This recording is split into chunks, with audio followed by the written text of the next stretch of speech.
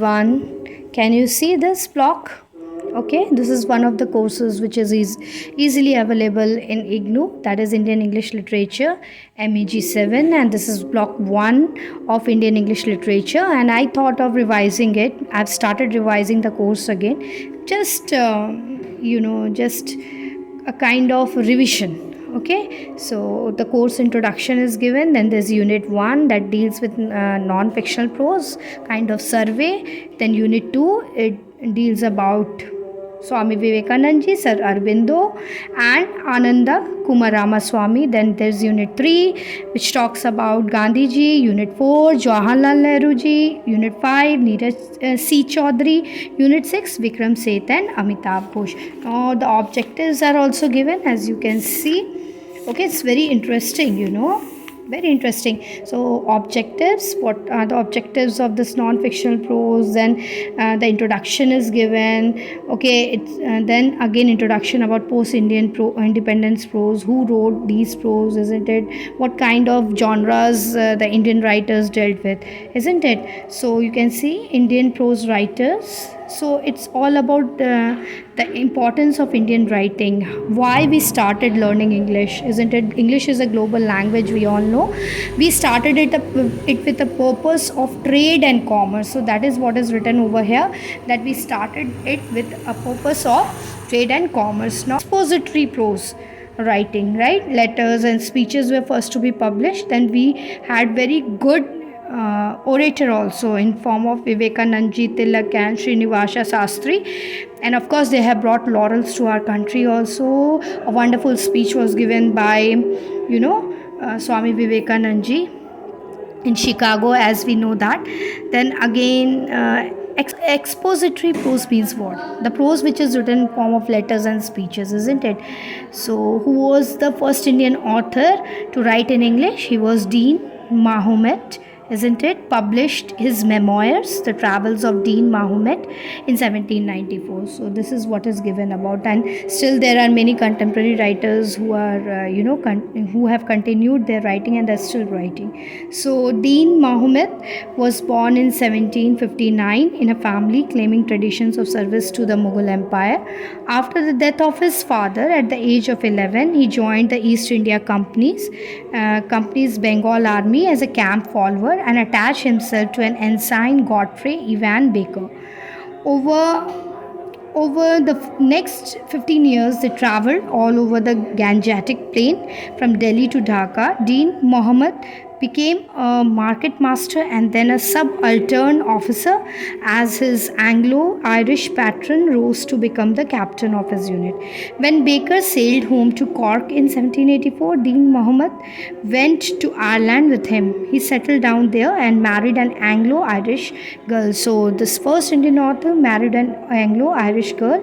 He read widely, and it is possible that Addison's and Smollett's accounts of their travels in Europe encouraged him to write. In 1794, with the help of public subscription, he published his book, The Travels of Dean Mahomet, a native of Patna in Bengal, through several parts of India. While in the service of Honorable the East India Company, like in the East India Company's administration, most of Bihar, including Patna, were part of the province of Bengal.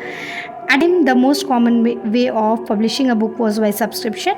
The author would collect money from the book reading public to pay for the cost of publication. So Dean Mahomet adopted the epistolary form. Epistolary form means the writing in the form of letters. The book is in the form of 38 letters. The Travels of Dean Mahomet is probably the only account by an Indian of life with the East India Company. The book ends with his arrival in Britain. So this is what the first paragraph tells us. The first paragraph is all about the first Indian author who wrote the book in English, isn't it? His book in English, that is The Travels of Dean Mahomet, right? And then again he settled in the other country and married Anglo-Irish girl. That's what we learnt about him just now, isn't it? Yeah, girl.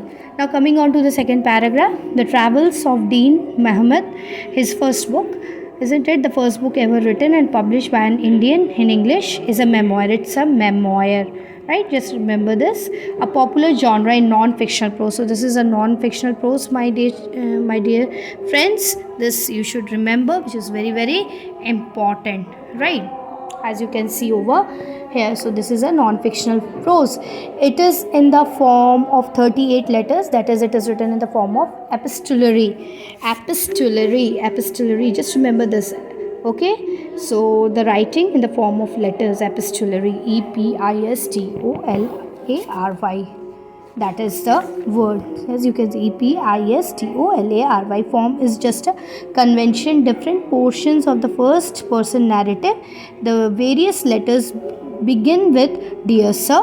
So the various letters he wrote begin with dear sir.